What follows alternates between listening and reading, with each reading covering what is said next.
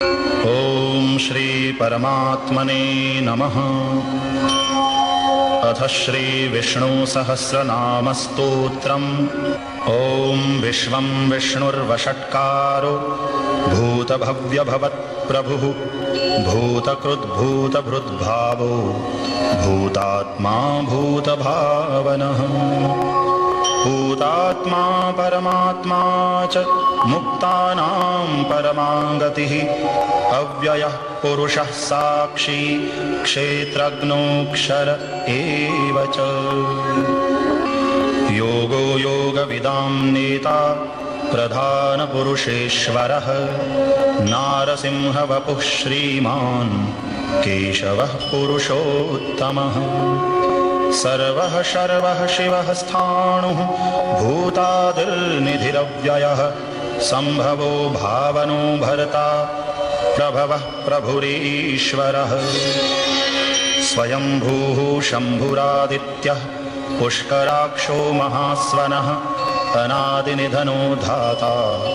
विधाता धातुरुत्तमः। अप्रमेयो ऋषिकेशः पद्मनामोऽमरप्रभुः विश्वकर्मा मनुस्त्वष्टा स्थविष्ठः स्थविरो ध्रुवः।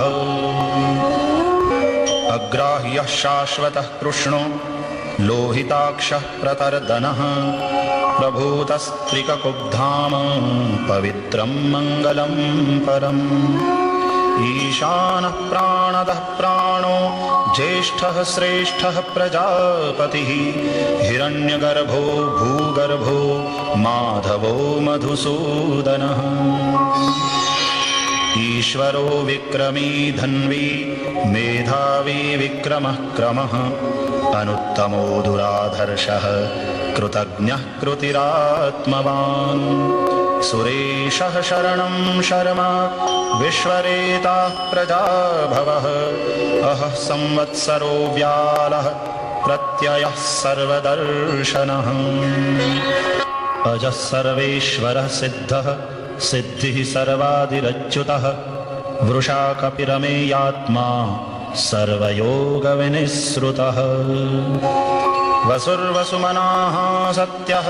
समात्मा संमितः समः अमोघः पुण्डरीकाक्षो वृषकर्मा वृषाकृतिः। रुद्रो बहुशिरा बभ्रुर्विश्वयोनिः शुचिश्रवाः अमृतः शाश्वतस्थाणुः वरारोहो महातपाः। सर्वगः सर्वविद्भानुर्विश्वक्सेनो जनार्दनः वेदो वेदविदव्यङ्गो वेदाङ्गो वेदवित्कविः। लोकाध्यक्षः सुराध्यक्षो धर्माध्यक्षः कृताकृतः चतुरात्मा चतुर्व्यूहः चतुर्द्रंष्ट्रश्चतुर्भुजः। राजिष्णुर्भोजनं भोक्ता सहिष्णुर्जगदादिजः अनघो विजयो जेता विश्वयोनिः पुनर्वसुः। उपेन्द्रो वामनः प्रांशुः अमोघः शुचिरूर्जितः अतीन्द्रः सङ्ग्रहः सर्गो धृतात्मा नियमो यमः। वेद्यो वैद्यः सदा योगी वीरः माधवो मधुः अतीन्द्रियो महामायो महोत्साहो महाबलः। महाबुद्धिर्महावीर्यो महाशक्तिर्महाद्युतिः अनिर्देश्य वपुः श्रीमान् अमेयात्मा महादृधृक्। महेश्वासो महीभर्ता श्रीनिवासः सतां गतिः अनिरुद्धः सुरानन्दो गोविन्दो गोविदां पतिः। मरीचिर्दमनो हंसः सुपर्णो भुजगोत्तमः हिरण्यनाभः सुतपाः पद्मनाभः प्रजापतिः। अमृत्युः सर्वदृक्सिंहः सन्धाता सन्धिमान् स्थिरः अजो दुर्मर्षणः शास्ता विश्रुतात्मा सुरारिः। गुरुर्गुरुतमो धाम सत्यः सत्यपराक्रमः निमिषो निमिषस्रग्वी वाचस्पतिरुदारधीः अग्रणीर्ग्रामणी श्रीमान् न्यायो नेता समीरणः सहस्रमूर्धा विश्वात्मा सहस्राक्षः सहस्रपात् आवर्तनो निवृत्तात्मा संवृतः संप्रमर्दनः अहः संवर्तको वह्निः अनिलो धरणीधरः सुप्रसादः प्रसन्नात्मा विश्वधृग्विश्वभुग्विभुः सत्कर्ता सत्कृतः साधुर्जह्नुर्नारायणो नरः असंख्येयो प्रमेयात्मा विशिष्टः शिष्टकृच्छुचिः सिद्धार्थः सिद्धसंकल्पः सिद्धिदः सिद्धिसाधनः वृषाही वृषभो विष्णुर्वृषपर्वा वृषोदरः वर्धनो वर्धमानश्च विविक्तश्रुतिस्सागरः सुभुजो दुर्धरो वाग्मी महेन्द्रो वसुदो वसुः नैकरूपो बृहद्रूपः क्षिपिविष्टः प्रकाशनः ओजस्तेजोद्युतिधरः प्रकाशात्मा प्रतापनः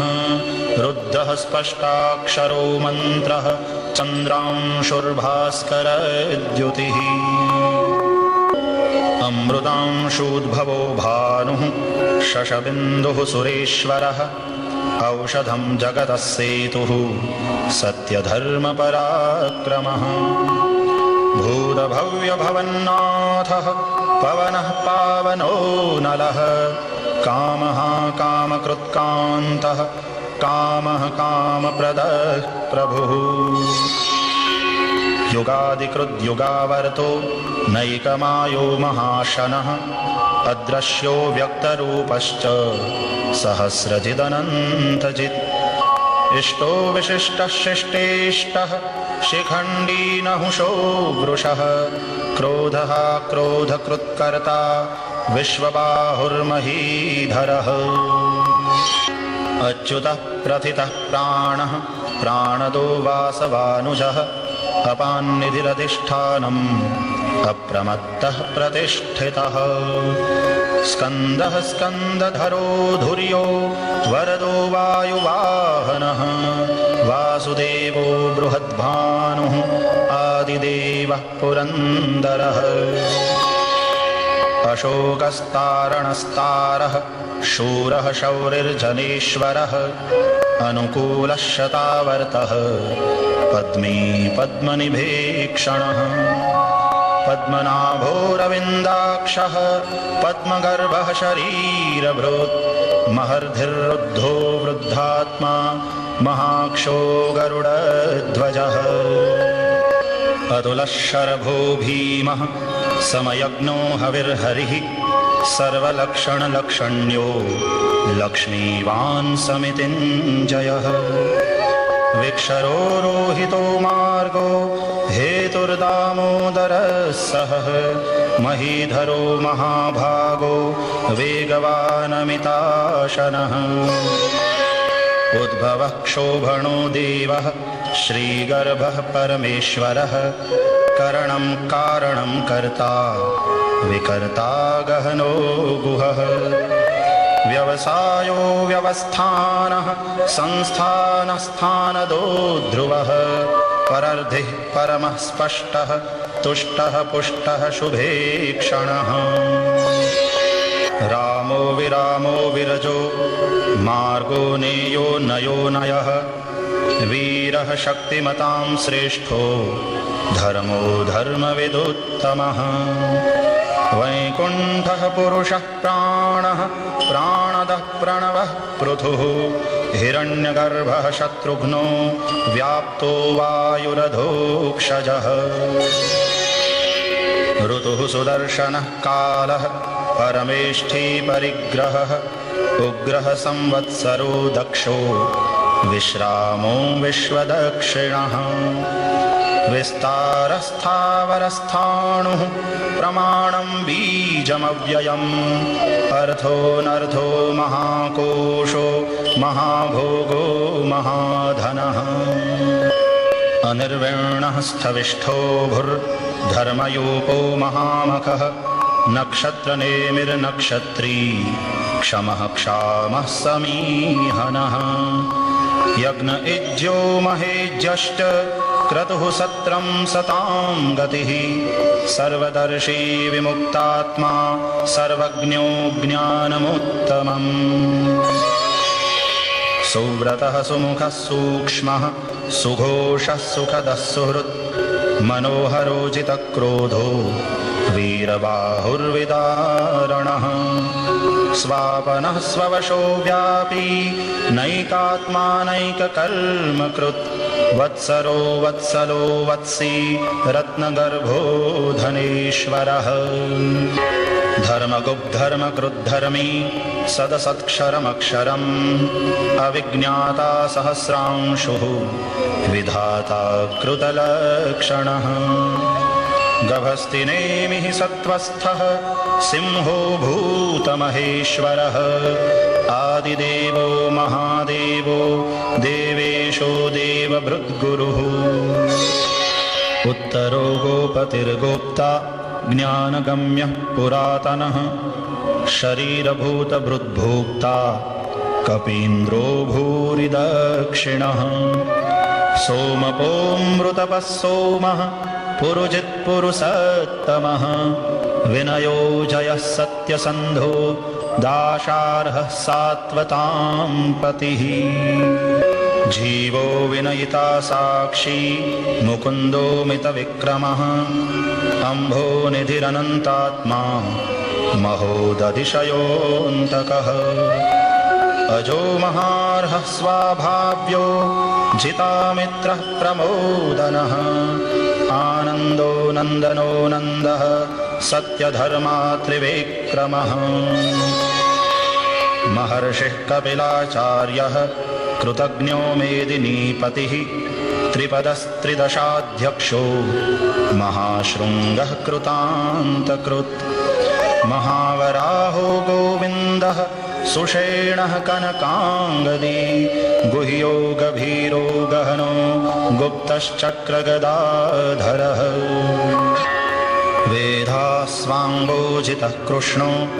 दृढः सङ्कर्षणोच्युतः वरुणो वारुणो वृक्षः पुष्कराक्षो महामनाः भगवान् भगहानन्दी वनमाली हलायुधः आदित्यो ज्योतिरादित्यः सहिष्णुर्गतिसत्तमः सुधन्वा खण्डपरशुर्दारुणो द्रविणप्रदः दिवि स्पृक् सर्वदृग्व्यासो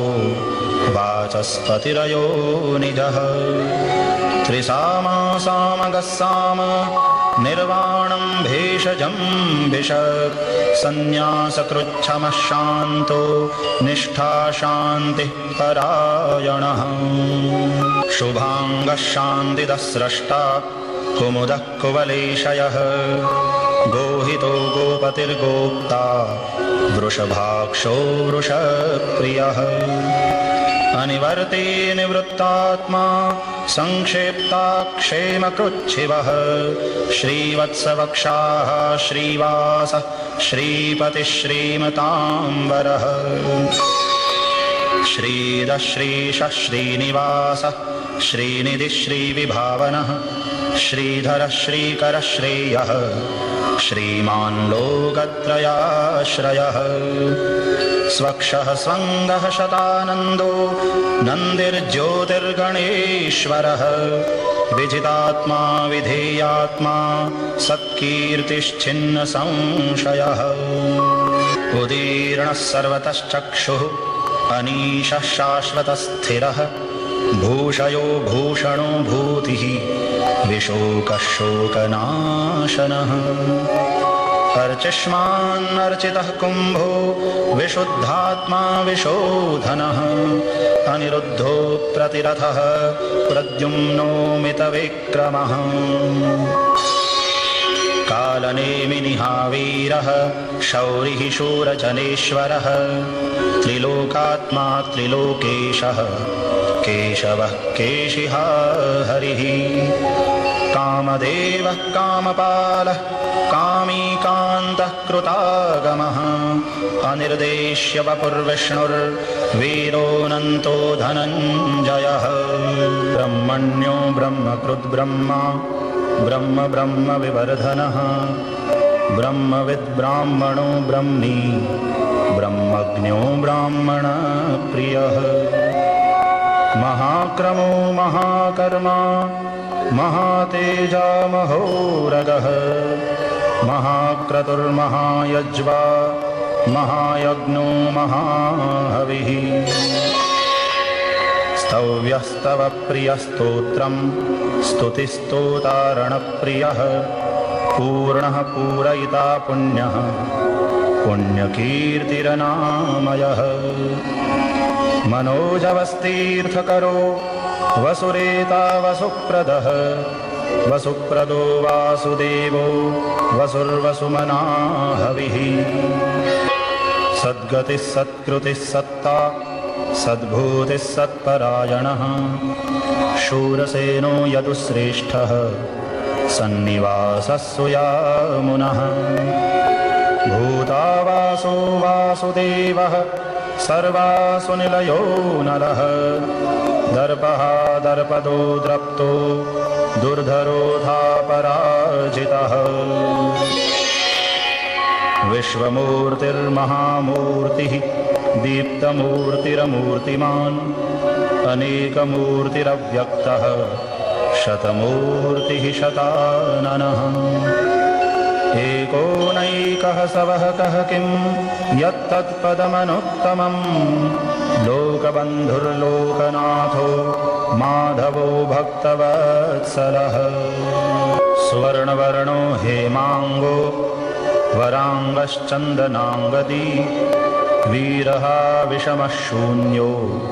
धृताशीरचलश्चलः अमानीमानदो मान्यो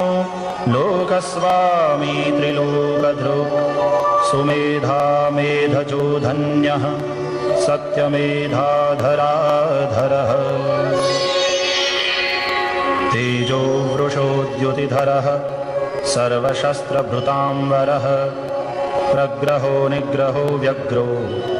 नैकशृङ्गो गदाग्रजः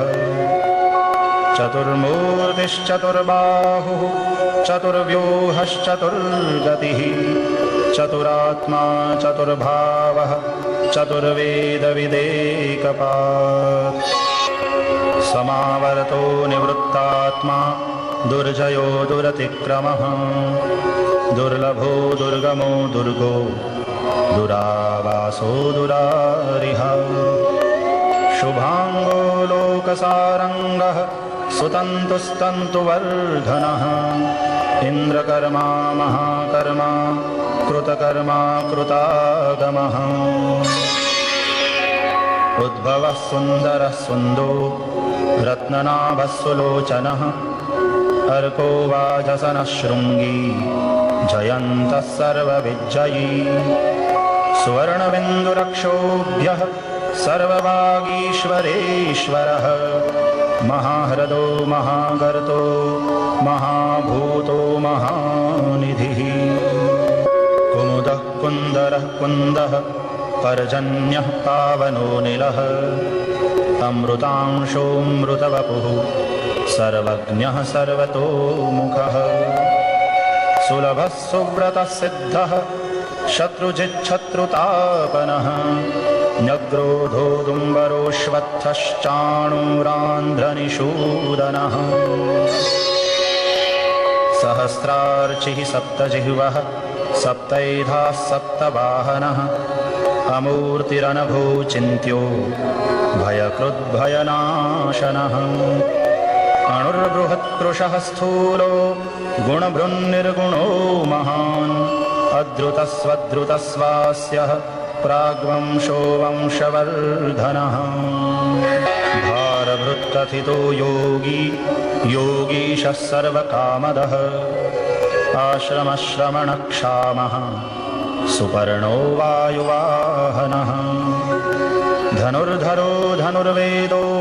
दण्डो दमयिता दमः अपराजितः सर्वसहो नियन्ता नियमो यमः सत्त्ववान् सात्विकः सत्यः सत्यधर्मपरायणः अभिप्रायः प्रियार्होर्हः प्रियकृत्प्रीतिवर्धनः विहाय सगतिर्ज्योतिः सुरुचिर्हुतभुग्विभुः रविर्विरोचनः सूर्यः सविता रविलोचनः अनन्तो हुतभुग्भोक्ता सुखदो नैकजोऽग्रजः अनिर्विण्णः सदामर्षि लोकाधिष्ठानमद्भुतः सनातनतमः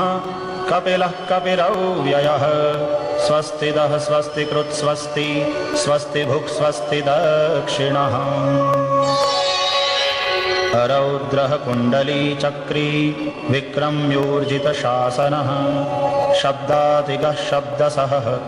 शिशिरः शर्वरीकरः अक्रूरः पेशलो दक्षो दक्षिणः क्षमिणाम्बरः विद्वत्तमो वीतभयः पुण्यश्रवणकीर्तनः उत्तारणो दुष्कृतिः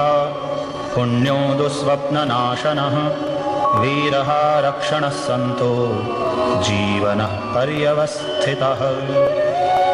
अनन्तरूपोऽनन्तश्रीः जितमन्युर्भयापहः चतुरस्रो गभीरात्मा विदिशो व्यादिशो दिशः अनादिर्भूर्भुवो लक्ष्मीः सुवीरो रुचिराङ्गदः जननो जनजन्मादिर्भीमो भीमपराक्रमः आधारनिलयो धाता पुष्पहासः प्रजागरः ऊर्ध्वगः सत्पथाचारः प्राणदः प्रणवः प्रमाणं प्राणनिलयः प्राणभृत्प्राणजीवनः तत्त्वं तत्त्वविदेकात्मा जन्ममृत्युजरातिगः भूर्भुवस्वस्तरुस्तारः सविता प्रपितामहः यज्ञो यज्ञपतिर्यज्वा यज्ञाङ्गो यज्ञवाहनः यज्ञभृद्यज्ञकृद्यज्ञी यज्ञभुग्यज्ञसाधनः यज्ञान्तकृद्यज्ञगुह्यम् अन्नमन्नादयेव च आत्मयोनिस्वयं जातो वैखानः सामगायनः देवकीनन्दनः स्रष्टा क्षितीशः पापनाशनः शङ्खभृन्नन्दकी चक्री शार्ङ्गधन्वा गदाधरः रथाङ्गपाणिरक्षोभ्यः सर्वप्रहरणायुध ॐ नम इति।